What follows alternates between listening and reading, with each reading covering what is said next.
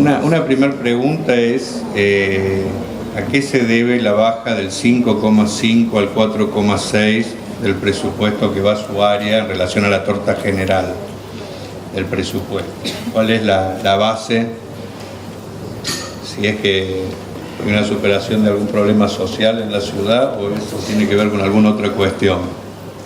En relación a ciudadanía porteña, acá ya la diputada lo dijo, este tema del problema que hay con relación a cómo se toman los índices. A mí me da que la canasta básica alimentaria del INDEC es 3 veces menor a la que actualmente la ciudad elabora. Entiendo que el año pasado, cuando hicimos esta misma discusión, no estaba precisamente la posibilidad de contar con cifras en la ciudad. Pero ahora que existen cifras en la ciudad, yo creo que la solución a esto sería fácil.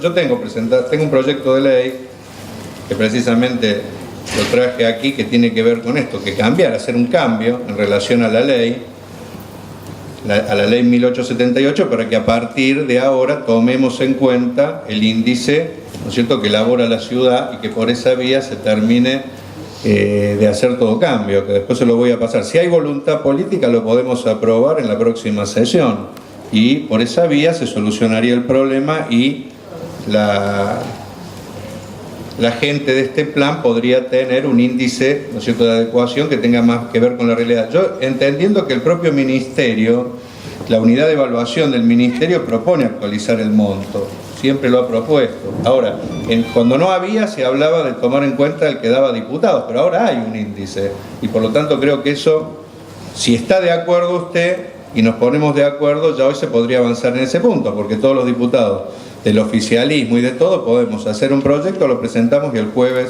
se vota. Por eso me gustaría saber si usted está de acuerdo con esto, de que rápidamente, y ahora que tenemos un índice, la ley plantee esto, porque entiendo que incluso la baja que hay en cuanto a la gente, ¿no es cierto?, que del programa, porque hay una baja de cerca de 3.000 hogares menos que tienen, ¿no es cierto?, el subsidio, creo que tiene que ver con que algunos renuncian a para irse a la asignación universal por hijo, porque es mayor, porque la gente hace cálculo. Esa tendencia se va a seguir superando porque no alcanza ninguna alquimia. Para mí habría que hacer esto, propuesta concreta. Yo tengo el proyecto acá, se los puedo pasar después a los diputados, por eso sería bueno que lo que han venido sosteniendo antes, cuando no estaba este índice, ahora, si ya lo sostienen, para eso está el índice, lo hagamos y punto.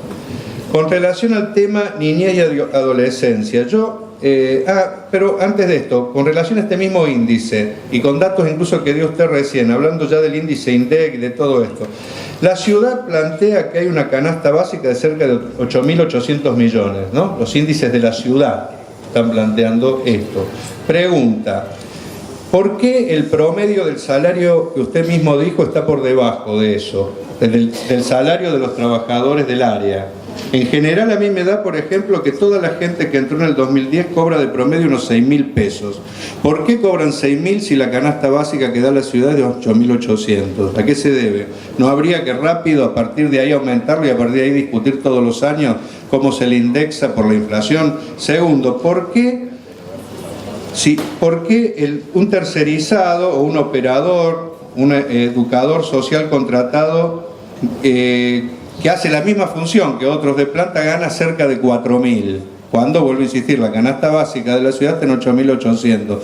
En un área como esta, que es el área de desarrollo social, y que usted mismo ha dicho muchas veces que es difícil que un trabajador pueda cumplir un rol social cuando a su vez es víctima también de mucha problemática social. ¿No es un tema que se podría modificar rápidamente utilizando los índices que la ciudad enarbola como una de las grandes conquistas de los últimos tiempos? Yo creo que son cosas que, por ejemplo, se podrían implementar también rápidamente. Bueno, pero yendo al tema niñez y adolescencia, yo entiendo que hay una ley, que es la ley 2881, de hogares de niños, niñas y adolescentes, que es muy precisa en cuanto a los requisitos que se tienen que tener. Incluso es una ley que establece cuestiones. ¿Por qué? La pregunta, ¿por qué hay lugares donde, por ejemplo, hay 40 niños donde debería haber 30? La ley plantea con claridad que tiene que haber 30 porque hay 40. Esto, ojo, es importante esto porque después, si eso se le suma al trabajo precarizado, donde hay muchas veces menos de los operadores por chicos de lo que la propia ley estipula, y sin equipos de profesionales, técnicos y auxiliares completos, esto habla de no se cumple la ley, pero al mismo tiempo esto termina en una dificultad tanto para los chicos como para los propios trabajadores, que a su vez muchos de ellos son precarizados y, como ya dije, les cuesta vivir porque ganan 4.000 pesos. O sea, yo creo que este punto es importante. ¿Cuándo se va a cumplir la ley? Usted recién hablaba y actualizó algunos datos que yo tenía con relación al tema de los trabajadores. Me da a mí entonces que cada 3 trabajadores, 1 es precario, ¿no? Por lo tanto, no estamos hablando de una excepcionalidad, estamos hablando de una situación bastante compleja en esta área. Ahora, pero a eso hay que sumarle también el trabajo tercerizado vía las ONG, universidades, que son más o menos unos 400 más. Tengo entendido yo quisiera saber si es esa la cifra de tercerizados, porque también eso se suma a la situación de precariedad. Y la pregunta mía al final es, partiendo de que esto lo discutimos el año pasado también, ¿a qué se debe que año tras año esto se termina profundizando en vez de haber indicadores que digan que cada vez hay menos? O sea, ¿por qué año tras año se aumenta la situación de precarización en vez de disminuirse? ¿Y qué se va a hacer para el año que viene para que haya menos y no que tengamos que discutir de nuevo que hay más? ¿Qué plan tienen para revertirlo? Hubo un conflicto en el Hogar Vallecito, donde hubo traslados que los trabajadores consideran arbitrarios porque no hubo ningún mecanismo institucional que permitiera saber o defenderse a los propios trabajadores de algunas acusaciones de ONG poco identificadas e incluso de algunos sectores que uno puede presumir que trabajan para el PRO y no que son trabajadores ni de planta, etc. Ahora, ¿qué mecanismos piensan ustedes si un trabajador considera injusto un traslado? ¿Qué mecanismos van a utilizar para que no tengamos que discutir discrecionalidad completa y que se hace lo que se le da la gana a la gestión, cuando hay derechos que no hay que vulnerar sin darle la posibilidad a los trabajadores de que tengan la posibilidad de defenderse? Y en este caso en particular del Hogar Vallecito, ¿no es cierto?, a una simple denuncia que no se sabe muy bien quién, se los termina trasladando y no se les da el poder de poder mínimamente cuestionar esto y defenderse. En relación a la dirección de la mujer, el año pasado, cuando discutíamos esto y yo planteaba de que había que avanzar hacia tener una política de mayor incentivo a todo lo que tiene que ver con la violencia de género, incluso ponía yo un ejemplo que me parecía muy poco los refugios que había, uno en la ciudad. Ustedes me plantearon que no había mucha demanda, o por lo menos que la demanda no era una demanda como para abrir más paradores. Yo, sin embargo, los datos que tengo son de que en general este año, y coincide con lo que uno ve a simple vista en la sociedad,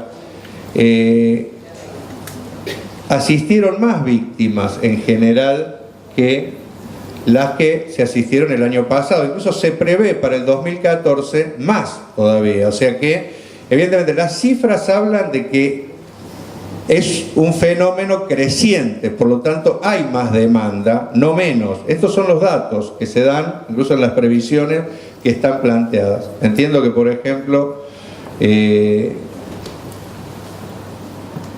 las víctimas de violencia de género, de 9.720 que están contemplados este año, hay una previsión de que podrían llegar a 10.240, más o menos, distintas, ¿no es cierto?, en distinto grado de atención. Ahora, la pregunta mía es, vuelvo a insistir con una pregunta que hice el año pasado.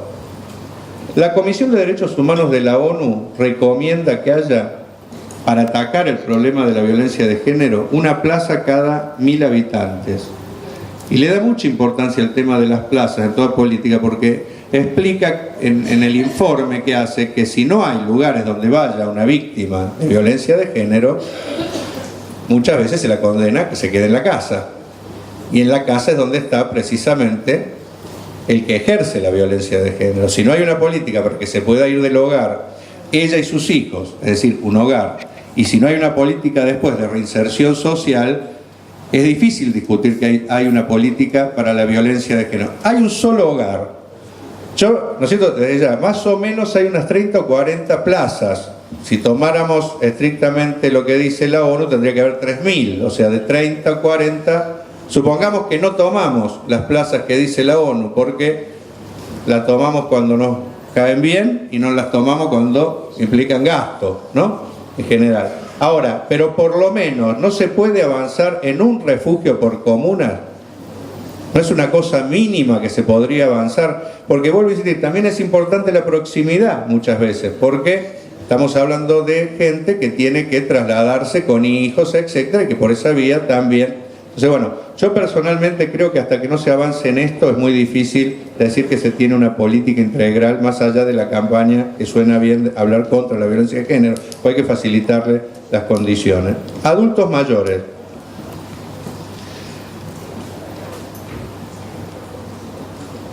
De los 5 hogares permanentes en la ciudad hubo más o menos 1.869 abuelos asistidos.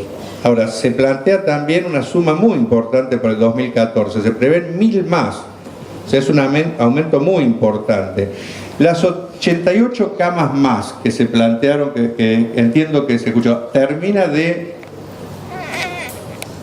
responder a la demanda que van a crear este salto en las previsiones de asistencia. No, ahí hubo un error de carga, en lugar del 1 cargaron el 2, pero son 1.880 plazas que tenemos en... O sea, es más o menos la misma. Perfecto, muy bien. Entonces me ahorro la pregunta, porque no me daban los números, En relación a juventud,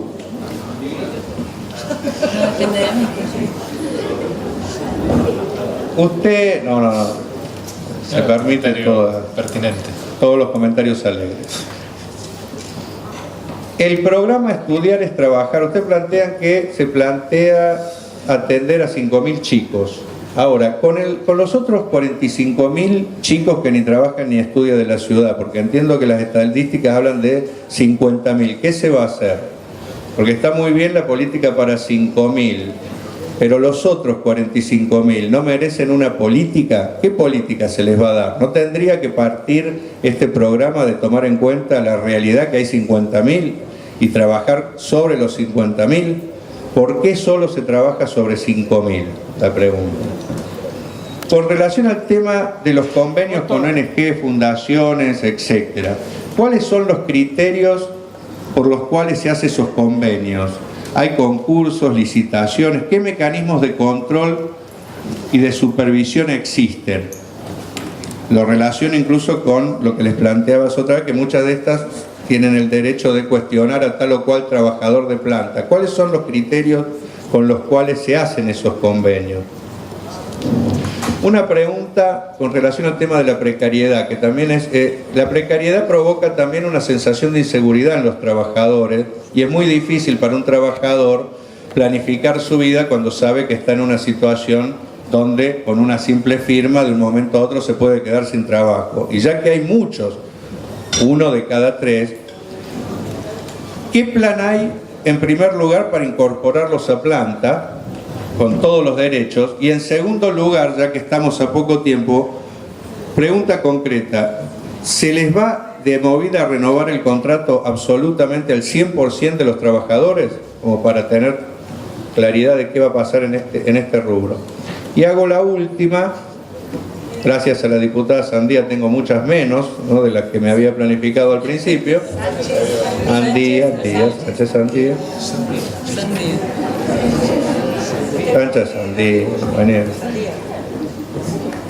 Usted sabe que hay denuncias de trabajadores de patotas ligadas a algunos grupos sindicales que han amenazado en el ex hospital Rawson a trabajadores contratados del programa VAP. Esto incluso fue de mucha difusión. Yo la pregunta es, ¿Qué se ha investigado de esto? Porque son trabajadores del ministerio. ¿Qué se sabe de este tema? Más teniendo en cuenta que tengo información de que ayer volvió a haber situaciones de este tipo, de agresiones a trabajadores contratados del programa VAP. En este tiempo se investigó quiénes fueron, porque fueron agresiones que se hicieron no en la noche y en un lugar donde no pasaba nadie, sino que en general son agresiones que se dan de manera bastante continua y a plena luz del día, porque se mueven con impunidad, se creen impunes. ¿Qué se hizo frente a esto? Bueno, entiendo que me quedé sin preguntas, el resto ya las hizo la diputada Sánchez Sandía. Me gustaría lo mismo, si puede ser precisa, porque le traté de hacer preguntas bastante precisas en algunos temas.